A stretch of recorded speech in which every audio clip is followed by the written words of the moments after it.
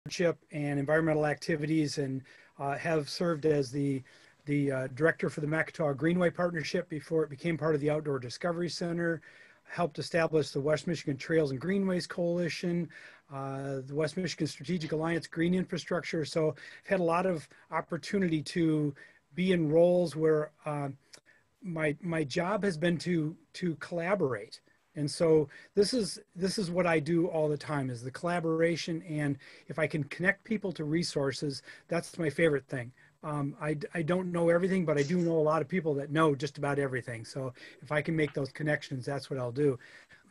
This illustration that's on the screen here, I'm going to go through a couple things. One is just a little bit about some of the approaches I take to the green infrastructure and recycling in particular, and composting. But then I'm also going to give you a couple of examples of what the city is doing, what some other groups have done in the area, and things that I think that you can work on as you're getting your program up and running and addressing some of your recycling needs. So we've all learned about the 3 R's for many, many years. Well, I've expanded that quite a bit. Now you have to learn 9 R's. And I actually put this out at one event, and somebody came up with a bunch more R's, but we're going to stick with 9 right now. And really it is, and right now in particular, everything, we're rethinking everything. Everything we thought of for recycling just until a few years ago has all changed. And so we really need to look at different ways of doing things, better ways, holding off on some things for right now until better ways can come along. So there's a lot of things that we have to look at. But the whole process here is really, when you get down to the bottom, recycling is the last thing, and then we need to repeat the process again. So this is just my way of thinking about how I approach all these different activities. Let's see if my screen is all right. For some reason, my screen's not moving. There we go. There we go. Let me come back one. All right. So this is, just to let you know, this is my office at City Hall in Holland. And this was about 3 weeks after I started working there. And people in City Hall did not put their chairs there without me knowing about it. I actually requested all of these chairs from the city. And let me tell you why. This is one of those things that thinking about something before and thinking about the end process before you do something. So this was right after I started. I started in December of 2017 at City Hall.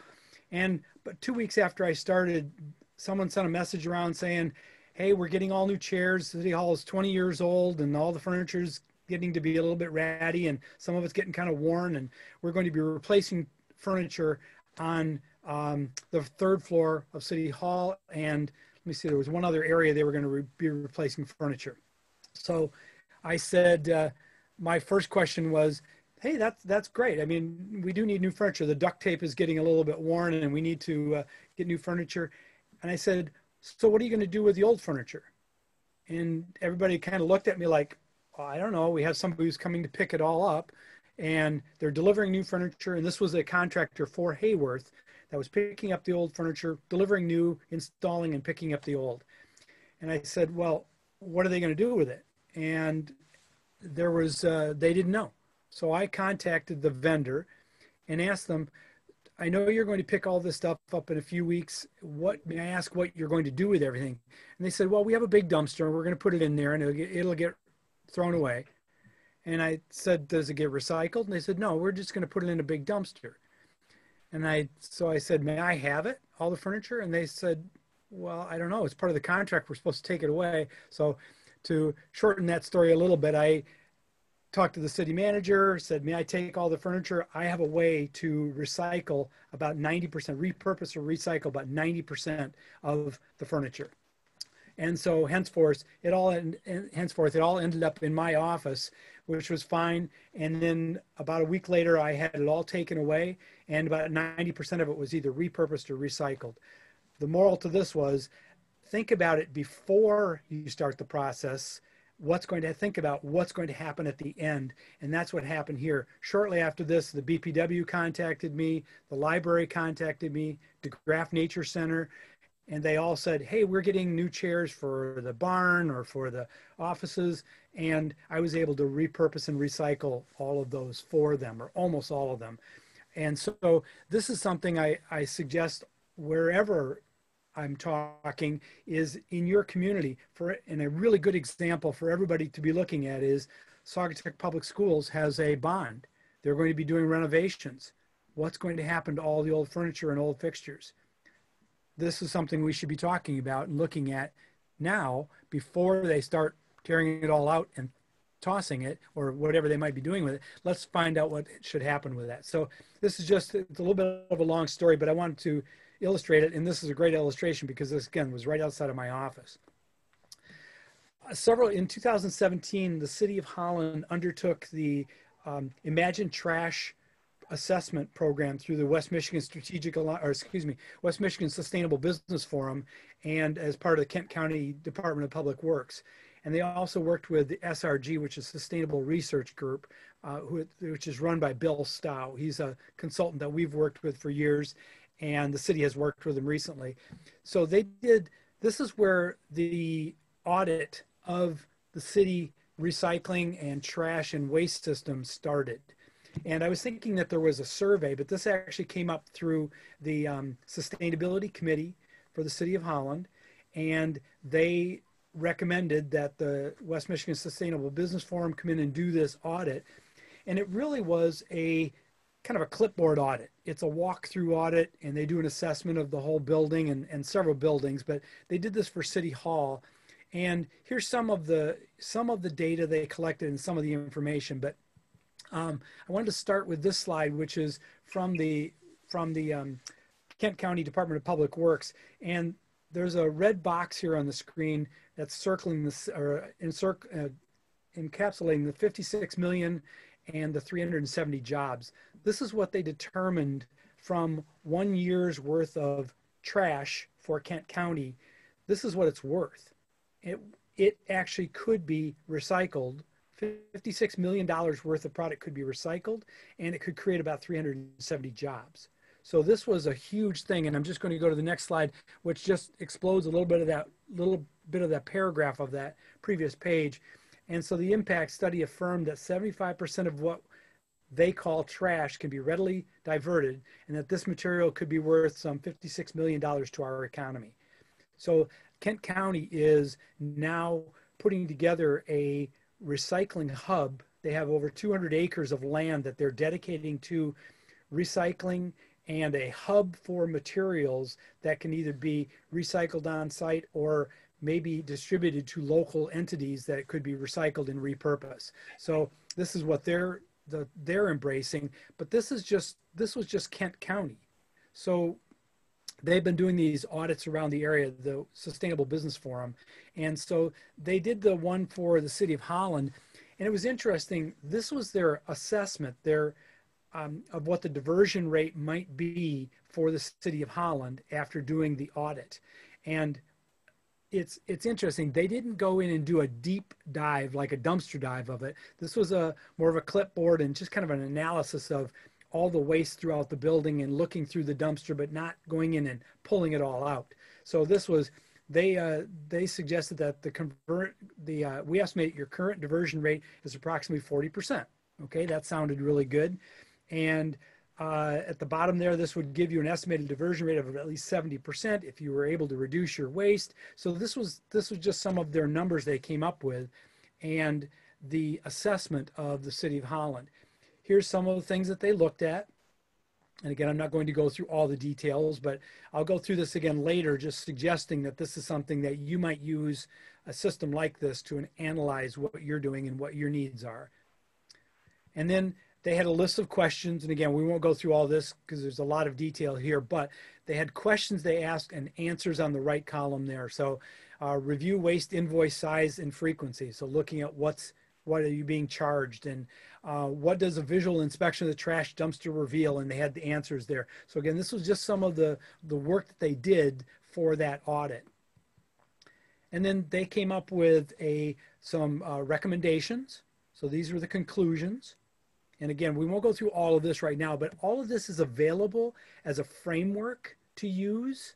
So the part of the big picture here today is that you don't have to start from zero. You can start from somewhere with having the questions already asked. And Garnet, do you have a question, or is that just a thumbs up for good? Okay. Thumbs up. Okay, good. And then they came up with action steps, and I highlighted 3 of them in particular of the 6 that they came up with that I think are the most critical and provide a higher level of recycling and composting instruction. It's really got to be clear what is, how to recycle, where to recycle, when to recycle, how to compost, etc., making it as easy as possible.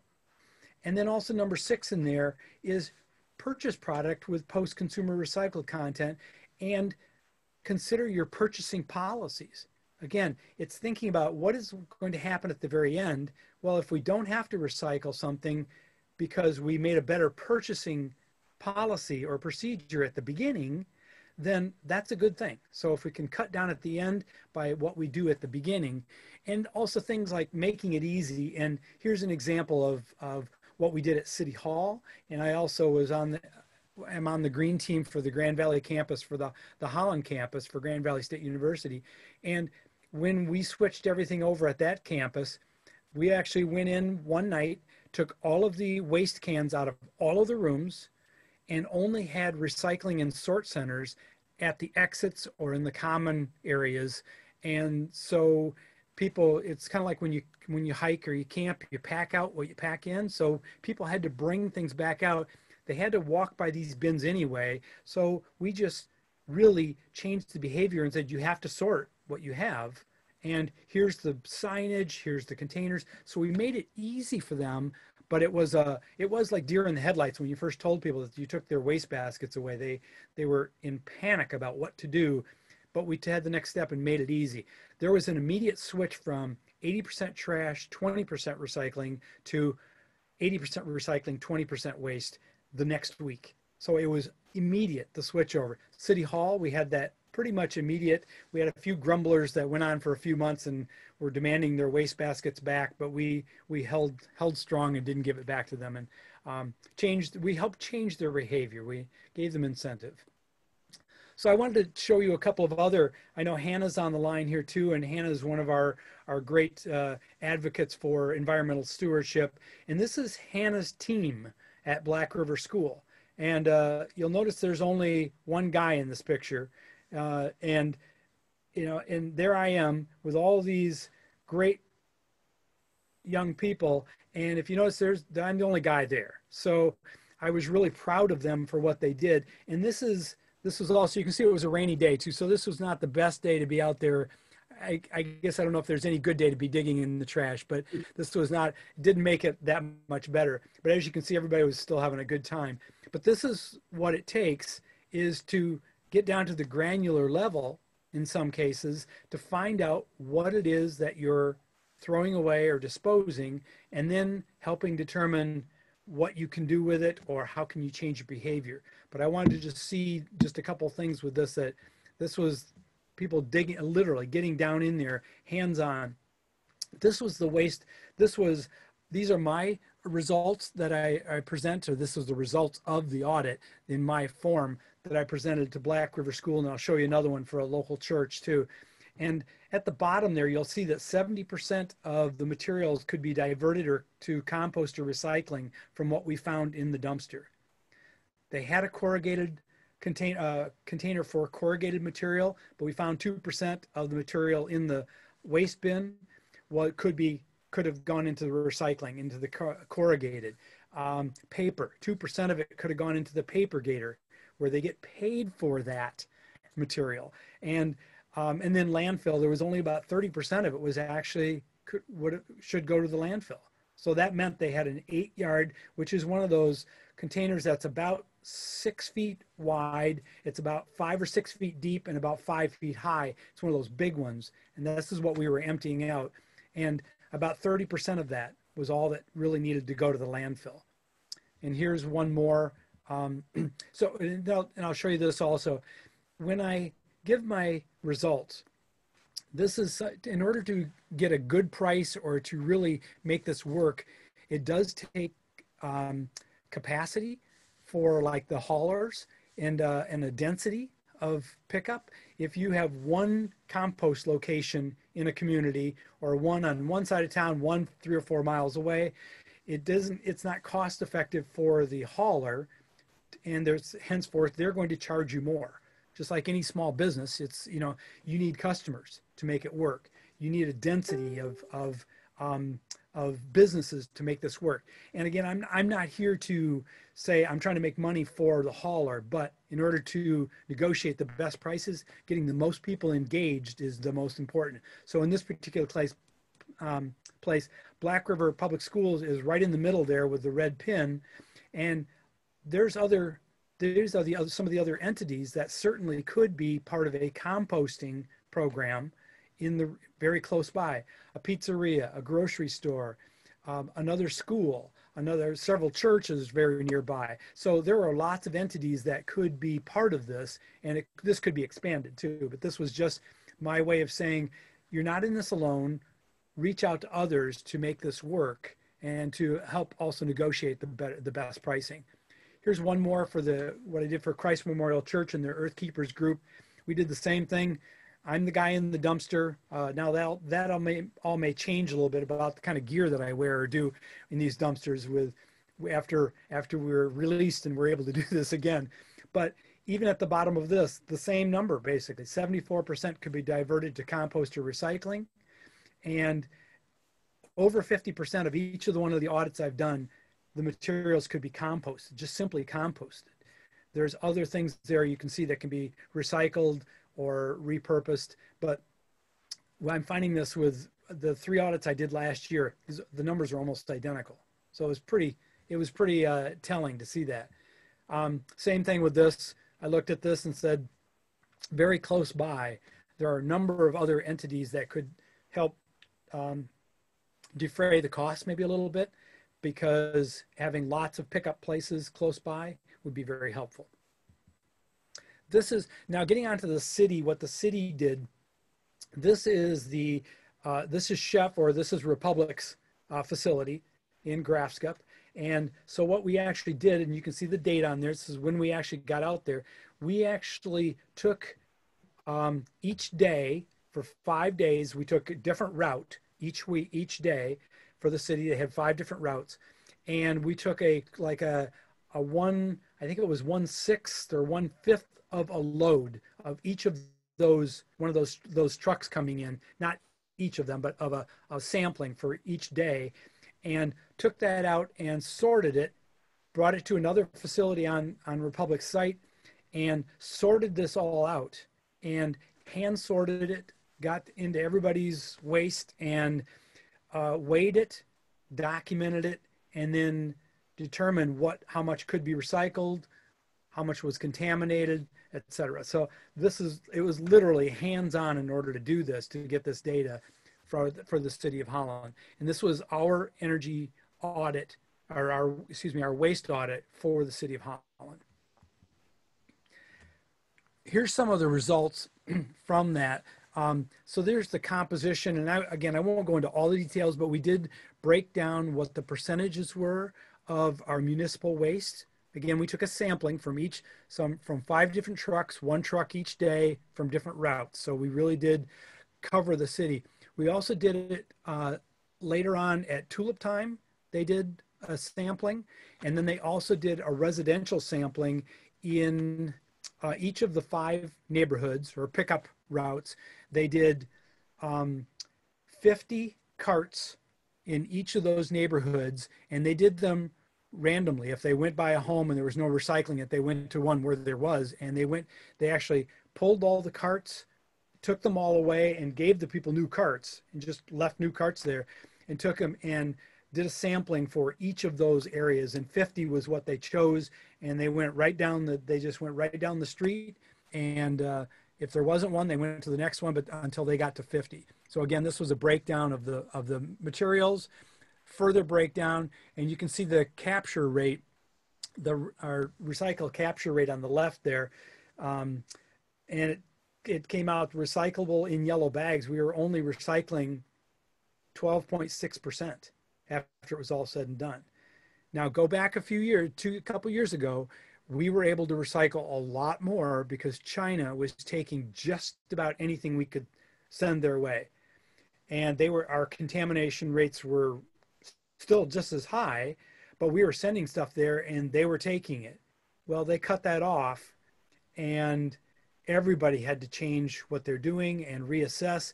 So our recycle rate, our capture rate went way, way down. And it was extremely disappointing, but understandable that, again, taking just about anything to now, if we need to send something somewhere for recycling, it has to be so clean. So it really has to be in better condition.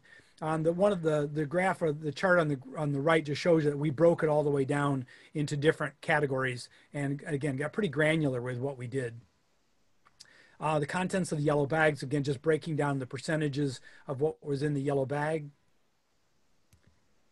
And then here was the breakdown by weight and by let me see, it was weight in the yellow bag, and again they broke it down a little bit. Let me see. Got these two charts here.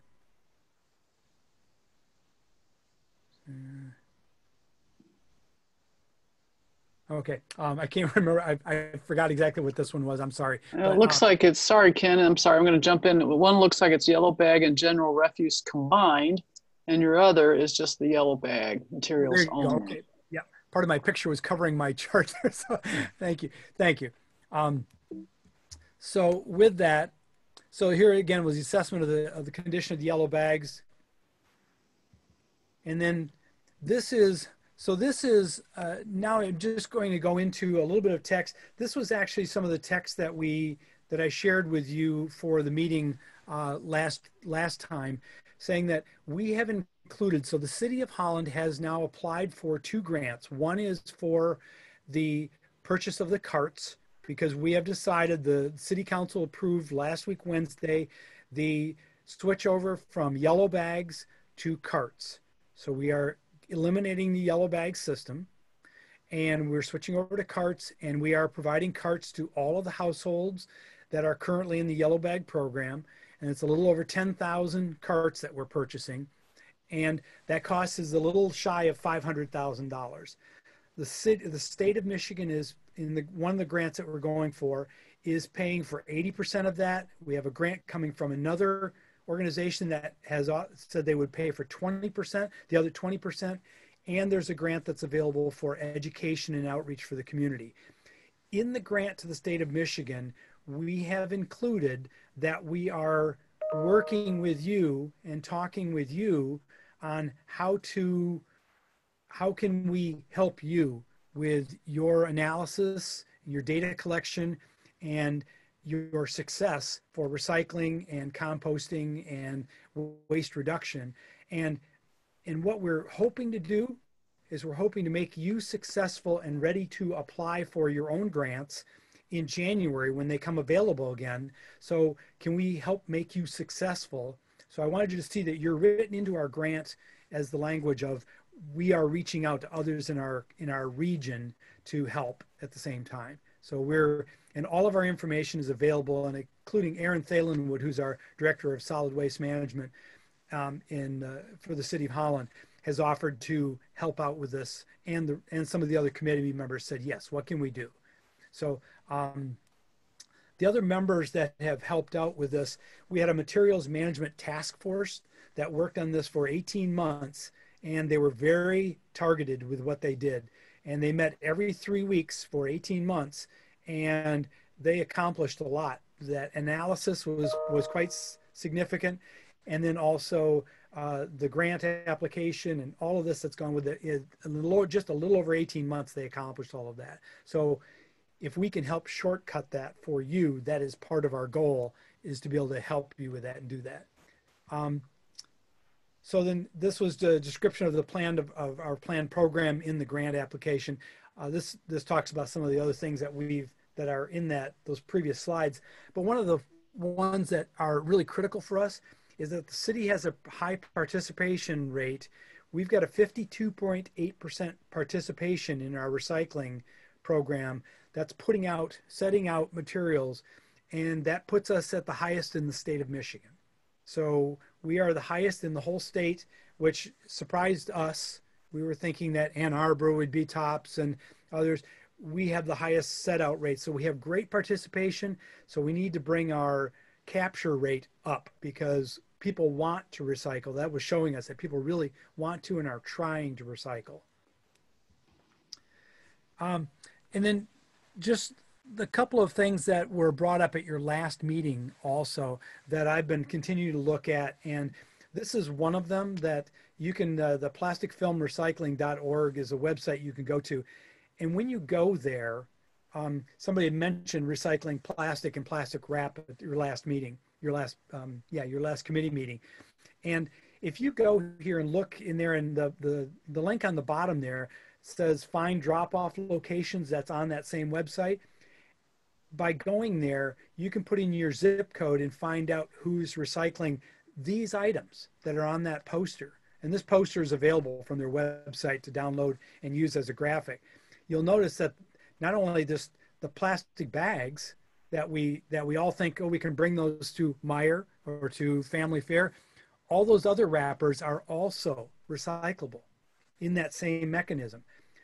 What we need to do, and we were hoping before a lot of things shut down, we were reaching out, we were starting to reach out to Meijer and to Spartan Nash and to Walmart to say, how can we help you increase your capture capacity? Because right now they have 3 little bins at the door, which is not going to hold everybody's plastic.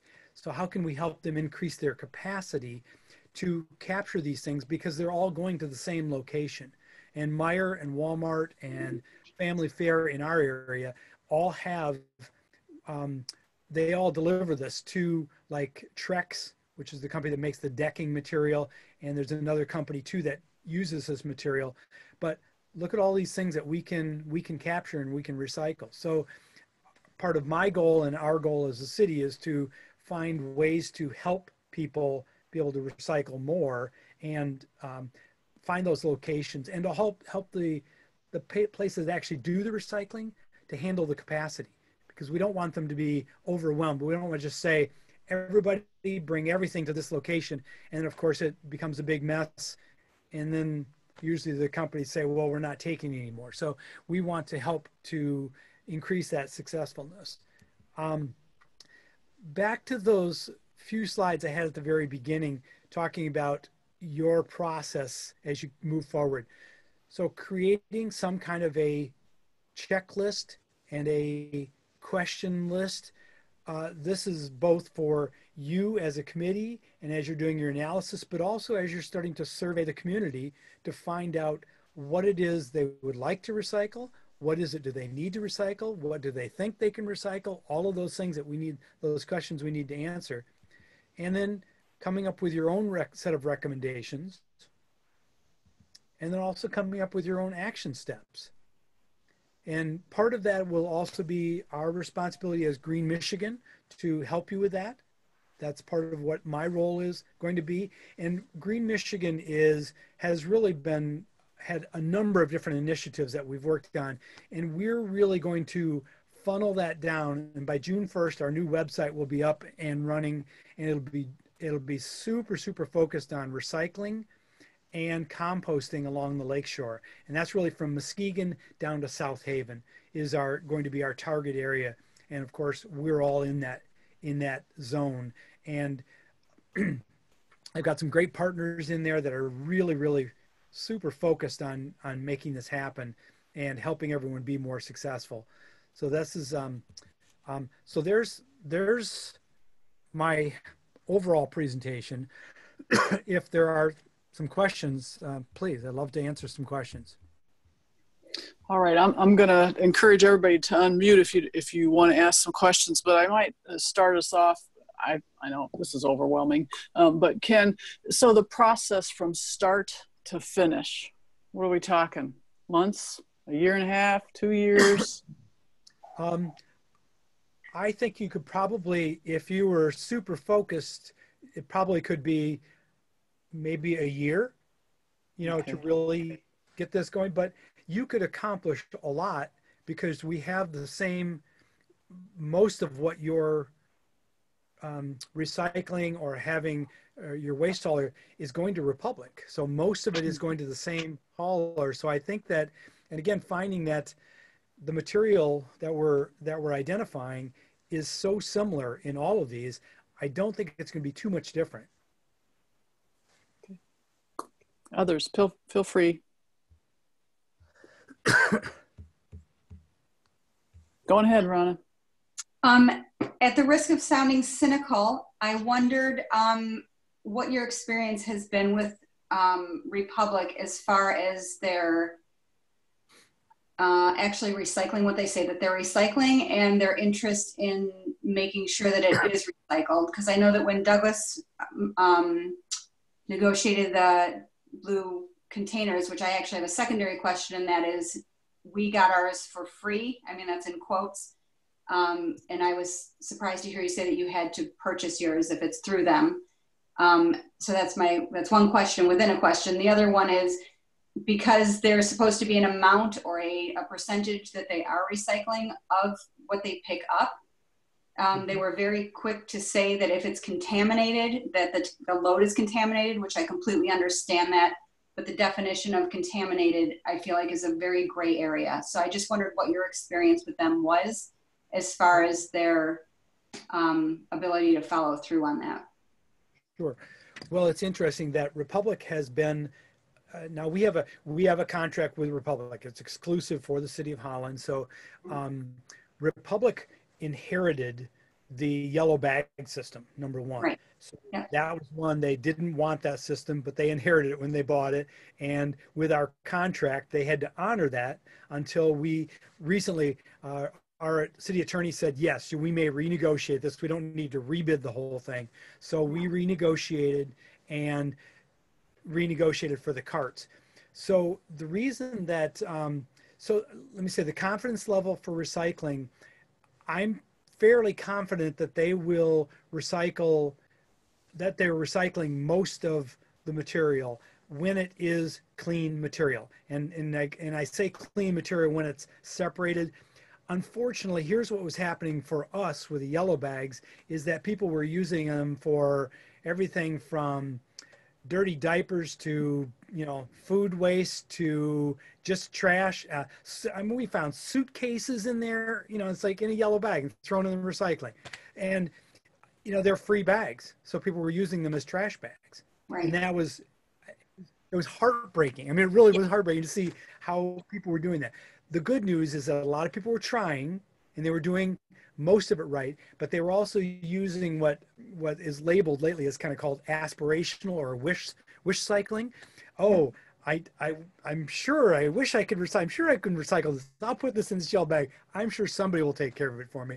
Well, they took care of it, and a lot of it was going the wrong place. So Republic is really excited about having the cans and the carts instead, because they know in other places where they do recycle and use the carts, their recycling rate, their contamination rate is so much lower and their success rate is much higher. So they've been an advocate all along for that. So that's the contamination part of it.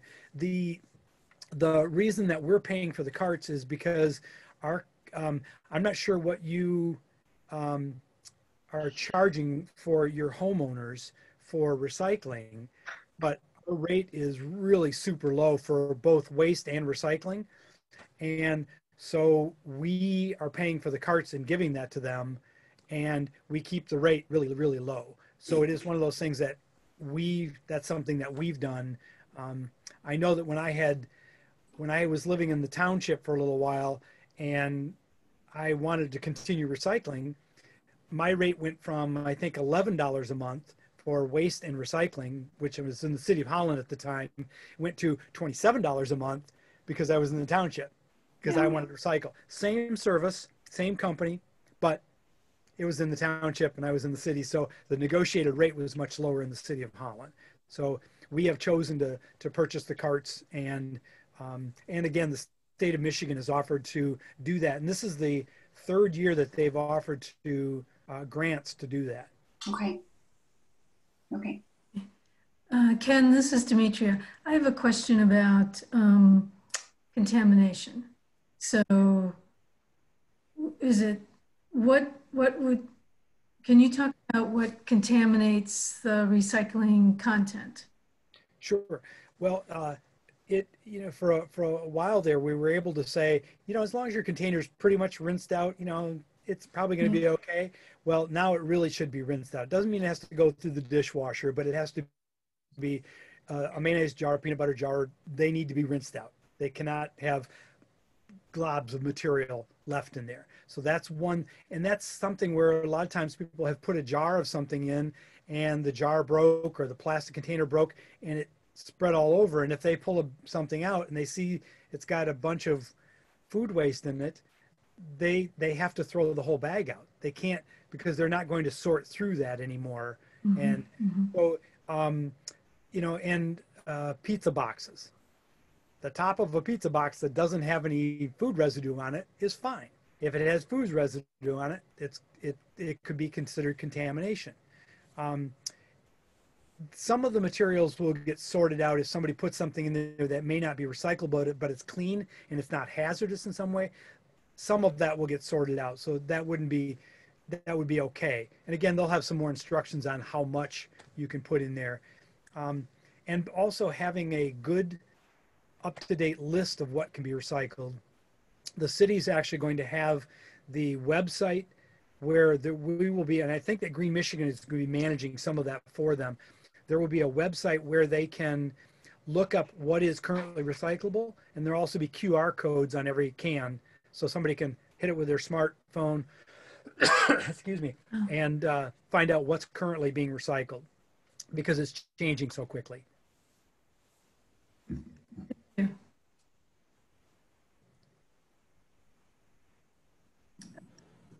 With my many wine bottles, am I supposed to take the wine label off of the wine bottle before it goes in recycling?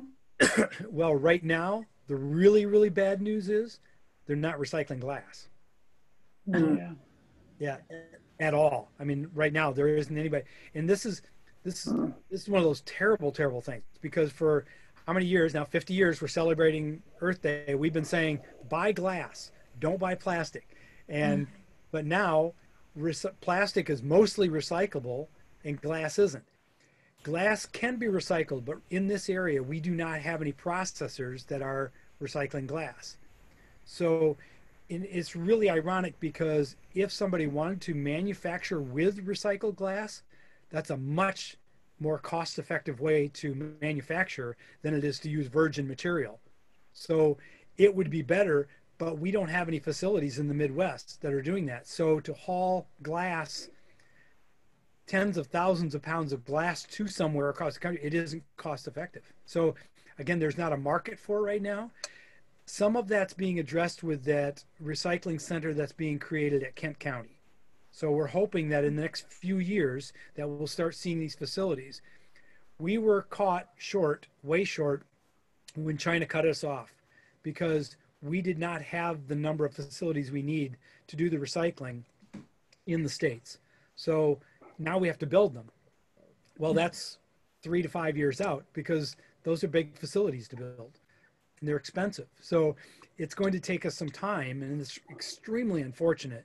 It hurts me I just recently, I was collecting my glass, and I just like, I like to say, well, I only have 1 or 2 bottles once in a while, but yeah, I got enough wine bottles. So, it's like I got plenty of wine bottles, and of course, right now with the grocery stores are not taking back even the returnables right now because of COVID-19.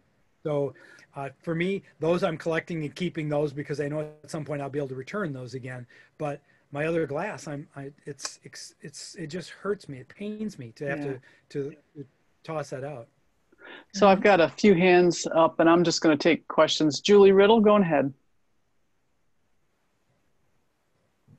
Are you muted? Oh, there you go.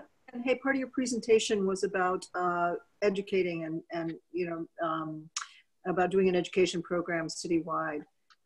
Is there a program that the state or the nation is offering to people? Are there best practices around setting up communications? I'm just too aware of how many times people need to hear this information before it's actually absorbed. And so I'm wondering what your plans are there. Yeah, so the organization, and the name eludes me at the moment, but I'll get that to everybody.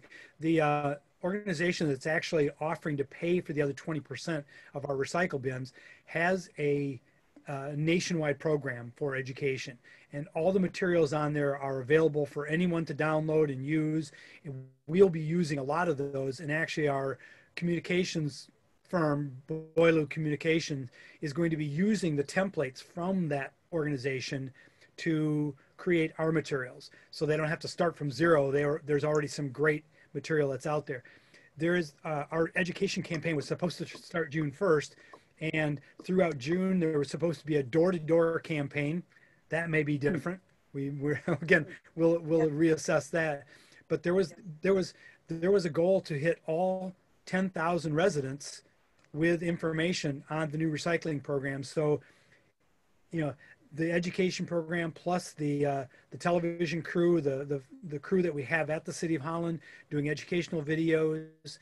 So there are a lot of best practices that are already out there that you'll be able to tap into also.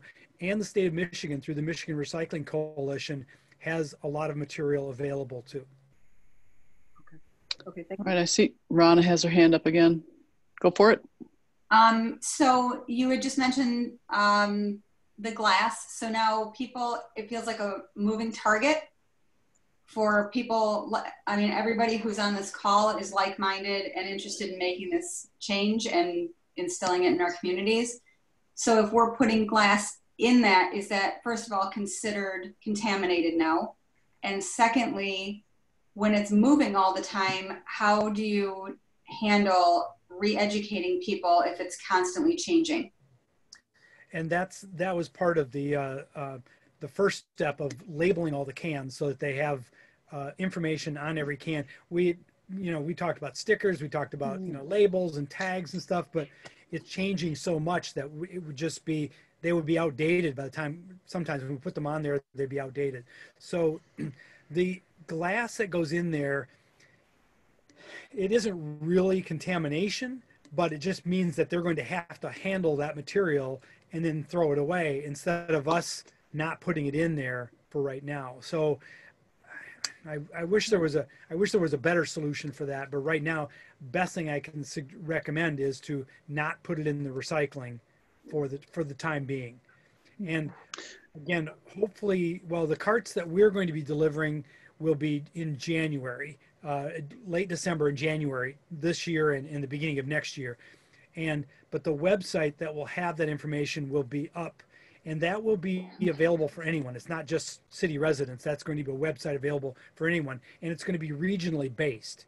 So this will be really good for everyone here and everyone in our area that's working with Republic, and it will be for others too, but Republic will be the main site that we'll be working with for recycling for this area. So Ken, this is Garn. You mentioned doing a survey. Was that part of your initial process at the beginning, surveying all the, was it city residents that you surveyed, or? Well, I was thinking, when I talked to Aaron the other day, I said, well, can you give me a copy of the original survey? And he goes, well, actually it wasn't a survey. We did this from the Sustainability Committee, recommended doing it and getting the city audit. And from there, we started then when the China cut off the system for recycling, we knew that we had to re-audit how we were recycling and what we were recycling. So it became something that the city decided to do and dive in and do the audit. So we didn't survey the community. I know we had done it in the past, but I was thinking it was actually the Sustainability Committee and the West Michigan Sustainable Business Forum that helped with that. And the group that actually oversaw that, the SRG, Sustainable Research Group, Bill Stow has been doing this for, well, I've been working for Bill for probably over 15 years on recycling initiatives. So he's number one, and he's out of Grand Rapids, and he does this as a consultant. But a lot of his materials he shares with people too. It's like, you know, if you want to do your own, that's fine. But a lot of times collecting the data and analyzing it, he's got a team that already does that. So it's sometimes worth having them do that. But Bill is the one that we worked with and provided with the baseline information. All right. And then also, when you all initiated this, did your funding come through a grant, or did it come through the municipality? This came from our municipality. So we had funds that we had been putting aside, knowing that there was going to be a change. We had been collecting fees and putting some of those fees away. There was a grant, I want to say there was a grant last year from the state for some of the recycling initiative, not a large one, but we had been collecting money for a while and putting that aside, knowing that things were going to have to change. So we paid for this ourselves, mostly ourselves. Okay. Others, questions? Ken, just a kind of clarification question. Holland's still using the yellow bags, and you're able to make all this progress, even though the carts are the preferable method. You're still able to you know, kind of approach these goals using the yellow bags currently. Well, we're still using them because that's the system that we have in the contract we have. We don't have carts for everybody yet, so that's the only system we have. So and we're still only making 12.6% of it work, you know. So we were thinking, and the estimates that we had were from Chef before, and like, you know, 50%, 60%. We were hearing great numbers. Well, when China cut us off, that's when it collapsed. I don't know if any of you had toured the Chef site in the past and seen what they were doing with the recycling. They were literally sorting everybody's recycling on conveyor belts. I mean, I've visited there several times, and you'd go in and there were a dozen people all standing in line, and there was a belt going by with plastic and glass, and they would take a big scoop and shove it up on the conveyor belts, and they would be sorting it into different bins, and then it would fall down on the floor. They'd scoop it up again and resort it again because they couldn't capture everything, because it was like the I Love Lucy episode with the chocolates and stuff going by. You know, it's like you couldn't keep up with it all, so they'd do it all over again, and they had a fairly high capture rate by doing that, but it took. Again, that was physical labor. I mean, that was people standing there sorting that. Kent County has a system where they have people sorting also, but they also spent several $1 million on machinery that would help sort that. So bigger magnets for things, fans that would take paper, and, you know, so there were different mechanisms, but they spent a lot of money on that. Okay. All right. Other questions for Ken? Very good. Thank you, Ken. I don't see any other hands up. Go ahead. Well, let me add a couple things that just came up over the last day or so. That's one of the neighborhoods in the city of Holland, basically the Washington Square neighborhood, if you know where Washington Square, Peretti's restaurant, that area. That neighborhood is planning a cleanup. They're planning for June 6th, but they've got a substitute date in August. And it's a neighborhood cleanup. And there's going to be, you can bring stuff to throw away, you can bring stuff to recycle. There's going to be, Goodwill is going to be there with truck for some of the repurposed materials. And talking to Goodwill today, one of my partners that helped start Green Michigan heads up Goodwill Industries sustainability and environmental initiatives for all of West Michigan. And he, when I asked him about materials or supplies for us for that day, I said, what would you charge for a truck and for Gaylords, the big boxes to put materials in, and what materials would you take? He said, basically, he says, you know, I'll plan on being there. He says, the truck will be no cost. We'll provide 12 to 24 Gaylords for you to put materials in, and I'll be there to help sort materials as long as you have people to help me. He says, no charge. So there are opportunities for doing cleanup activities with partnerships. At that same day, Habitat's going to be there with the Restore. I'm in communication with Padnos right now for dumpsters and containers for, it'll be mostly metal, but maybe possibly some other materials. And then I'm just looking at my list here. And the only possible charge that Goodwill might have is a $4 per mile to deliver all of the goods to Muskegon, which is their hub for sorting all of this. And so that's going to be what, 120 bucks or something. You know, it's not going to be that much if they're going to charge for that. So my point with that is there are other ways that we can do community recycling and community events. So I think we should look at that also. How can we collaborate and partner and think about this as drop-off centers, collection days?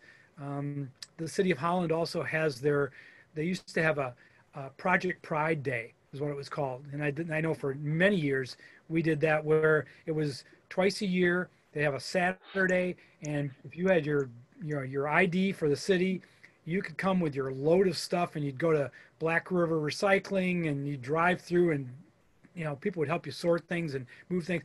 It was like thousands of cars would come, and it was you know, great to see everything being recycled or handled.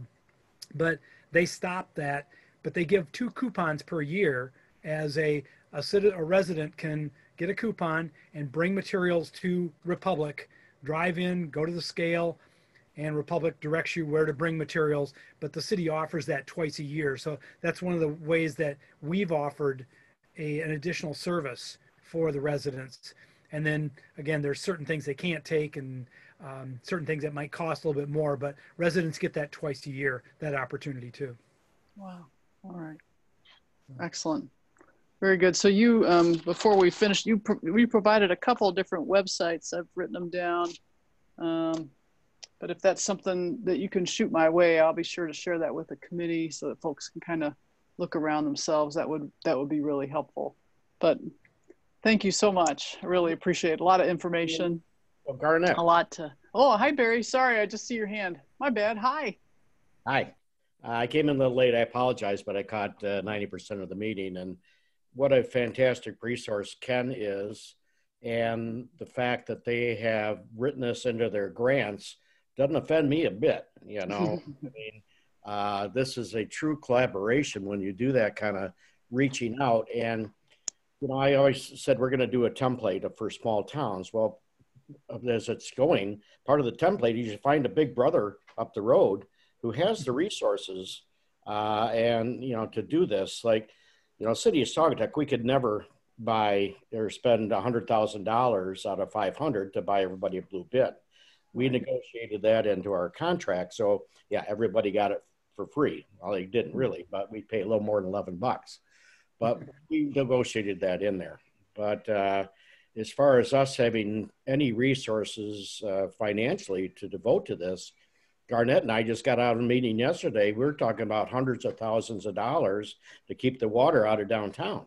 And you know, we are really stretched right now for a very small community, you know, versus the 30,000 people you have up in the Holland metropolitan area. So this is where, again, this collaboration that Holland is reaching out, and Ken giving so freely of his time to do this is really going to help jumpstart us on this whole thing. Good. Well, I'm excited about doing this, and actually, I'm the reason that you're written into the grant, because of those conversations I had with Uncommon Grounds and some of the businesses and others, and Garnet and others. So I said, is there a way we can help out and utilize this, and may I be the liaison for the city to do this?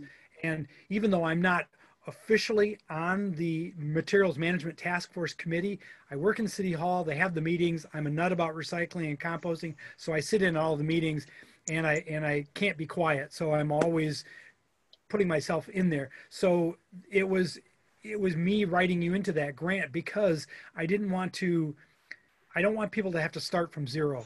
I want people to start with a place, instead of like, well, let's start all over again. It's like, no, we've already done a lot of this. Please let me help you. And you're my community too. I mean, we're you know, I live in the City of Holland, but this is our community. The Lakeshore is our community.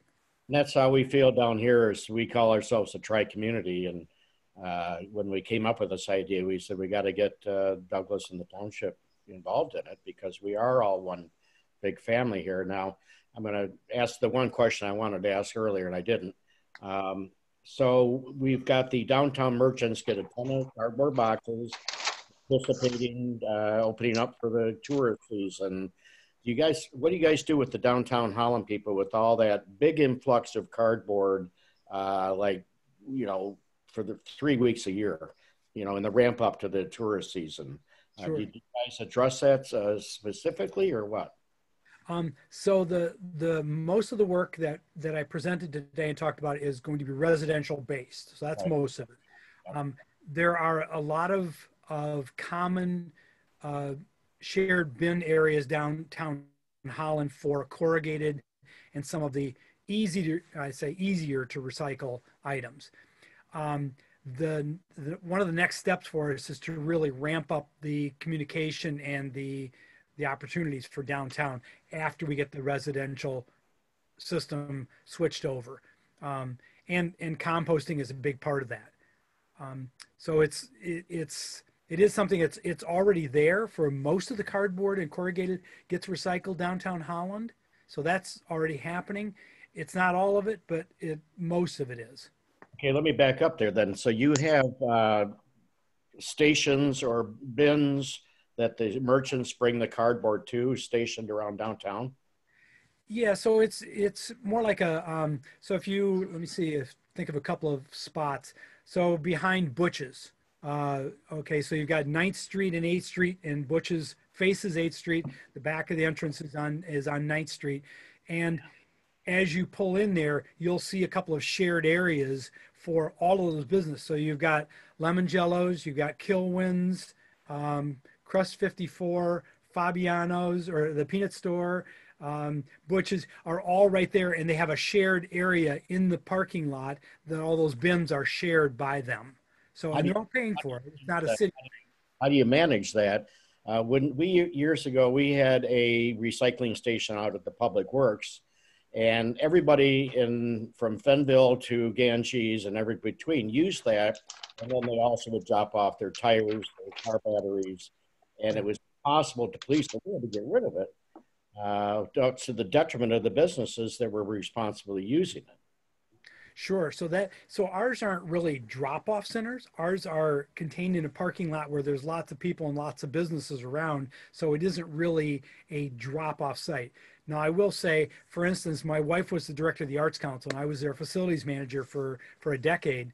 And there were times when, I'd go check the waste. We bring some stuff out there, and it's like, really? Somebody cut up a hot tub and put it in our waste bin? What, so yes, that does happen, but it was rare because these were where businesses were. It wasn't a drop-off site outside of town or off the edge of town. We did have some of those issues when we had drop-off sites early on before we had the curbside recycling program. We had some of those same issues. So yes, that is something that almost any community that has that has been having those problems. Yeah. Garnet, we may have to kind of tackle that one ourselves with Republic. Sandra Randolph is one of the people that brought that up, and we just may have to bite that one off as best we can this year that plan ahead for more sustainability next year. Yep, I hear you. Julie, you had a hand up. Julie. So I know I'm getting there. So I just wanted to say, we've been working with Ken over at DUCC for years now. He has been our big brother for all things green on our green team, and he's our top educator. And when he doesn't know something, he connects us with somebody who does, and he keeps a master list of all of the organizations in West Michigan. And everything they have to provide, so we can make that connection as well. We published a version of that on our little blog site. We're just one of the churches with a green team. I just want to remind you, we've got dozens of active people who are happy to help you guys in this educational program and any door-to-door effort and any kind of educational or cleanup work. that you want to do. So just keep in mind there are organizations out there. DUCC is just one. All Saints definitely. First Congregational, I'm sure. And we are happy to band together as churches to help and be your arms and legs in doing this work. So keep us in mind. Thanks, Julie. Hi, Mark. I see you have your hand up. Yes, hi. In downtown Saugatuck, there are some areas similar to what Ken was describing as in Holland, where behind stores, for example, behind Checkers, behind the group of stores next to Phil's, where there are large bins that the shopkeepers can use for their refuse. Behind Checkers, there were couple of different ones. One was for waste material, garbage, true garbage, and the other was supposed to be used only for cardboard and recyclable paper. So there are some stations like that within the downtown area. And as Ken also said, from time to time, what you'd find is that someone would drop off an old baby carriage or car battery or tire, well, maybe tires, but material that they either didn't want to put in their own garbage, or there may have been frequent visitors who didn't pay for any garbage pickup at their vacation home. And so they would use the public, another residential bin, or maybe sneak into the grocery store and drop off their garbage there. So they wouldn't pay any attention to sorting it ahead of time. But the idea of having some type of large bin like that stationed somewhere outside of the downtown area would be helpful, except then you run into the pushback from a business, especially, that they may not want to take the time and effort to send someone out of their store and drive over to a drop-off point, because that takes them away from the store and takes their, costs some money and time and lost productivity. So this is Garn, and I'm going to kind of bring us to a close and then open it up just in general for committee discussion.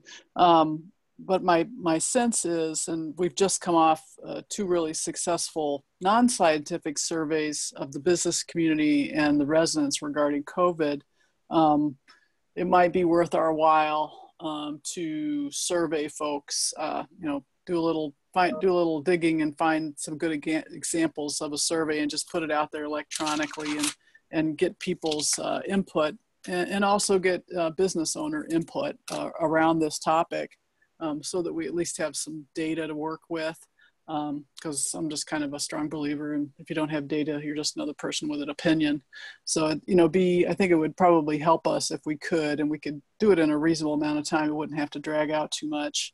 And then I heard pretty loud and clear what Ken was saying, that they're starting with their homeowners first, and then moving to their business owners, because you can only do so much at a time, so to speak. So I think for us as a group, going back to what he originally said, what's going to happen at the end of this? And I'd like you all to really think long about that and think about that. And maybe that's our homework assignment, if you will, for our next meeting. What do we want this to look like at the end?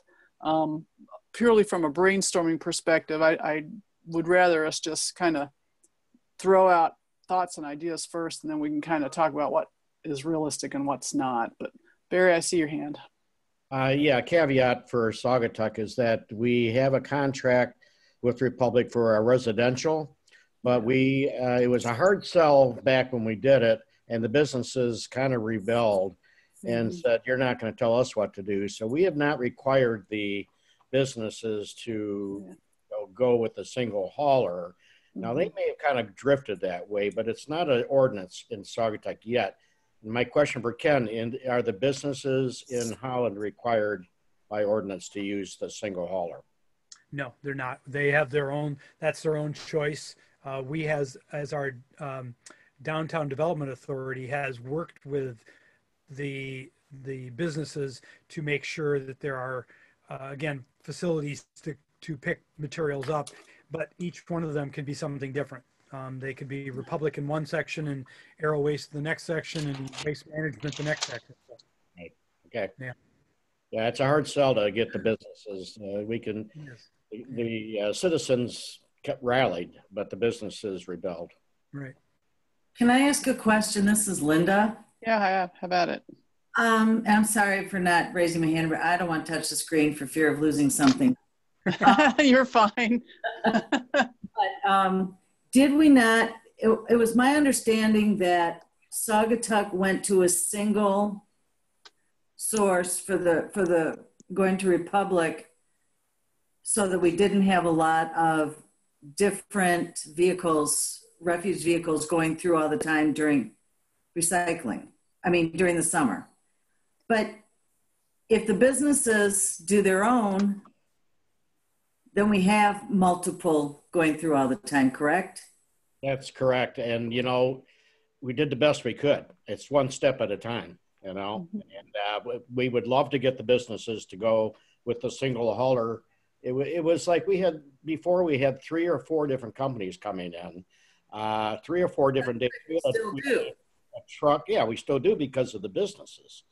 And it's just how hard can you come down on the business to say, you know, you guys have got to get in line, and maybe they're more willing to do it. And Garnett's survey, I think, should kind of ask that question. But you're right, Linda, but we just couldn't pull it off 100%. I just want to make sure because I know one day I was walking my dog and the trash had gone out the day before. Yeah. And I watched another garbage truck come through by some of the the rentals. Mm-hmm. And I thought that was kind of weird. I think I shot off an email about it, but so that's why, I guess. How do you eat an elephant? One bite at a time. Right. So along those lines, what I'm writing notes down, because I think also maybe a good next step for us as a committee would be for our own education. And again, I'm going to suggest we do this next, is whether it's Barry and or Kirk to take us through what the city contract is and what that entails. Rich and maybe Kathy with Douglas and Griffin and the Saugatuck Township rep, if you guys just so we all know what is in the contract, so to speak, so that we're educated moving forward.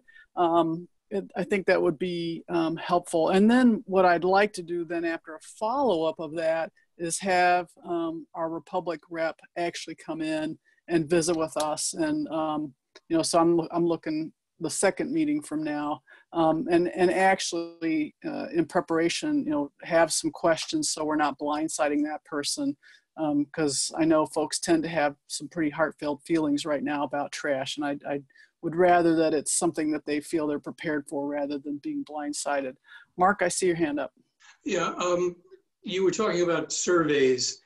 Would it be possible to engage the Saugatuck Douglas Business Association in a sense of asking them if there has been any survey taken of the businesses, asking them how much are you paying and who are you paying for your garbage pickup, and then looking at those numbers. And when the time comes that we may be able to ask for bids from different haulers, show them where if they get on the bandwagon with a single hauler, we're going to save them money, potentially. Mm-hmm. Because they're going to be driven by money. Yep, we can certainly do that. So when we get to that point of drafting it, Mark, I'm going to have you help me. How's that? All right. We're kind of the next steps anyway, just open committee discussion. There are a couple of other things that I've written down just as kind of next steps, if you will, but not necessarily in this order. It sounds like Aaron Thalenwood might be someone worth hearing from just to meet our group. I know Ken Freestone, you've worked with him. I know Holly's on the call and she's had an excellent conversation with him. That might be worth our time to get some education. Then I know Hannah Huggett's on the line, and I might put her on the line a couple meetings from now to just take us through what she did with the students at the Black River School and how you know, how that worked out. So Hannah, just kind of keep that in your bonnet. Other folks, just general discussion. The idea this is Linda. I like the idea of next time we meet, that we hear what's in the contracts, but also come up with ideas of where we want to be at the end. Because I think everybody, whether you're retired or had a career before or working now, whatever project you're doing, you have to have an end game. Yeah. And I think it's about the time that we start looking at what our end game is going to be, because December's going to come flying real fast. Yeah, that's going to be your all's homework assignment. So the educator in me is like, you got homework. Others? I would like to give a little shout out to Rana that we originally met with TEDx. The first couple of years you did the TEDx Macatawa graphics. So some of your visual and graphic representations would be great storytelling. And there you go. Thank you very much. I knew we could count on it. Yeah. All right. I see. I had Rana's hand up first, and then Kathy. Go for it. I just wanted to say I'm super excited about all the people that have joined together to do this. And I appreciate how quickly the meetings have been set up. I know given the situation that we're all at home, that helps. But I'm excited because it's using something that is kind of difficult for people, and it's got a good cadence. So I just wanted to hope we could keep that moving. So thank you for setting that up so quickly. All right, very good. Kathy North. Oh, are you there? Are you muted? There, Kathy? How about now? Yeah, you're good. Okay. First of all, I had to laugh about your last little doodle calendar. It's like, yeah, every single day. Yep, I'm free. I'm free. Yeah. But I would be interested in learning more also about a community composting project. Okay. I really don't know very much about it, so I would like to learn more. All right. Very good. Maybe proceed with that. All right. I've got it down. Very good. Mark? I'm not sure if everyone was looking at their phones or television in the background, but the governor has extended the stay-at-home until May 15th. Yep. Yeah. So that means that the downtown area, the businesses will be delayed that much further out before they start to open up full time. Yeah. Yep. Demetria. So, you know, some of these are just smaller items. I just want to capture them in. I think that there are some merchants that may be really interested in having a sustainability or a very green label associated with their businesses. And that would be something that people may look to as a particular standard. And I'd like to keep that, you know, as maybe a goalpost for them. Yeah. As Kathy said, composting, hazardous waste disposal will be out there. Batteries, styrofoam, I hate that stuff, and our bulbs. How do we manage that? Just, you know, I think those are items that are going to float to the surface. Yep. All right, I see Daniel. Hi there. Hi.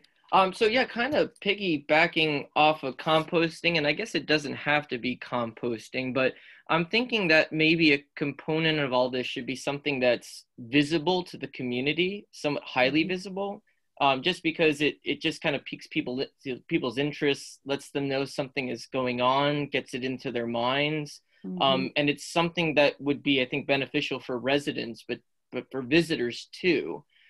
Maybe like community composting centers. I know there's that River Bluff Park on the border of the city and the township. That might be an interesting site for some sort of community composting project where there might be maybe even a garden component. I don't know if it's, you know, decorative or something like that, but something that just kind of tells people or gives them something to see. Something concrete that is actually also, you know, helping us in our recycling efforts by, you know, in terms of composting, at least reducing the amount of waste we're putting out there. Daniel, What I remember park is you that? said, hold on for a sec.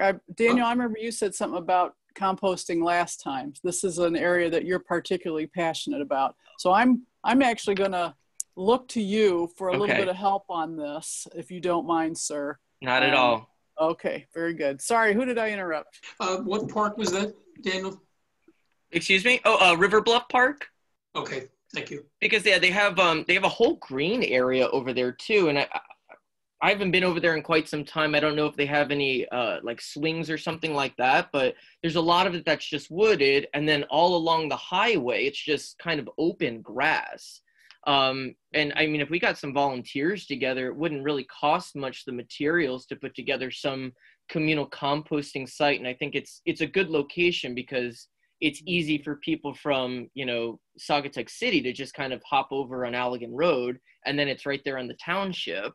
And it's not like, you know, it's not near a bunch of houses, it borders the highway. So I think that could be an interesting location, or I don't know if we can make it look prettier and do something near like, you know, Berry Park too, but just something that's visible that people feel like they're doing something, and also kind of, you know, is a talking point for individuals. And then also is, you know, practical, that, you know, we want to reduce the amount of waste we're putting in you know, our garbage. And if we can, you know, have some sort of larger composting project, I think that could be kind of cool. Is that the town's park? It's the township's park, yeah. Yeah, and I think before we go to that point, hold those thoughts. Yeah. And no, it's all good. I know there's probably a number of things that we have to do to get to that point. I did have a comment on the chat, and this was very good. And Monica Nagel, you might be able to help me with this. Is there a way to set up a mailing list for interested constituents about these meetings? I just heard from two folks who were on the first meeting but didn't have this meeting info. And also, how can we share this excellent meeting today? So I have two questions for you, Monica. Is there a way that we can get a note out and say, so we get a kind of generated email list? Because I can't remember from day to day who told me they want to know and who doesn't. And then my second question is, I know that we posted the recording on the city website. Is that something that representatives from the other areas be willing to post as well? So let me start with Monica first. Can we start a mailing list for this, or an email list? Well, for the, I know the city of Saugatuck has a citywide email list that Kirk could send out. I'm not sure what the other communities have. If, you know, Douglas has one and the township has one that each of their managers could send out as well. But I know in the city of Saugatuck, the residents that are on the email list are also many visitors. It's not just strictly the city of Saugatuck residents. So that's an avenue. You know, Same city with has posting. a Facebook page. Yeah. You know, Kirk handles the Facebook page. He could. Got it. So meeting notices and the recordings, that's my bad. So I'll get better at that. And I saw that was you, Holly, that asked that question. So that's my responsibility. Let's see, who do I have? Somebody has a hand up. Kathy North. I just want to comment that we also have a mailing list, and we have certainly the ability to put it on our website and our Facebook page, and I'm sure we'd be glad to do that. All right, very good. Cool. All right, other items of discussion before we call it a day. I see Barry Johnson's got a hand up. Go for it. As far as the mailing list, Monica, correct me if I'm wrong, but I don't think the city handles that. We put that out to a third party to handle that, to keep the information confidential. Is that true? Well, I set it up years ago, and it's through MailChimp. And then Kirk took that over. So that's fine. I still have access to get into it to see who's all on the list, because I originally set it up. So, but it's through MailChimp. It's not a outside. Okay, I just wanted, because people's information is should be confidential. Actually, what I'll do is I'll ask my council colleagues from Douglas and the township to assist me moving forward. If you could, when I get the meeting notice out, to post it, and when I send along the recording of the meeting, if you could share that as well to your respective folks that manage your sites, and that way I think that'll be a huge help to me. if you don't mind. You guys okay with that? Kathy, I'm putting you on the spot. No, that's fine. That'd be easy. And I don't know who I've got from the township. I know Griffin's on here, so Griffin, I'm putting you on the spot. You good? All right. Anything? Otherwise, I'm going to move us to public comments. And even though everybody's been public commenting, but we'll just, anybody, any comments from the public? Yes. Real quick, it's me, Monica. Yeah. For the minutes, do we have a date for the next meeting that I can put in the minutes? No? Okay. No, sorry. Probably what I'll try to, as soon as I can, I'll send out another doodle to everybody. And since, for lack of a better word, we all have a little more time on our hands than we usually do. I'll send out another doodle kind of 1 to 1.5 weeks out. And but part of it'll kind of depend if I can get the managers or council people from the respective areas to be on board to share kind of the contract information, because I think that'll be a good info for all of us to have. So as soon as I can, I'll let you know. How's that? And you can harass me. So say, Garn, you told me you were going to get this to me. So feel free. Okay? Okay. All right. Any public comments? No. Going once, going twice. You're out. All right, very good. With that, I'll entertain a motion to adjourn. Oh, wait, hold on.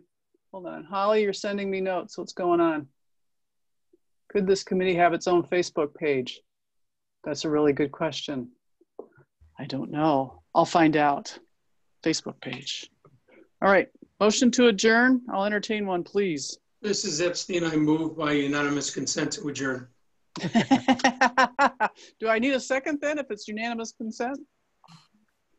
I'll second just in case. This is Linda. All right.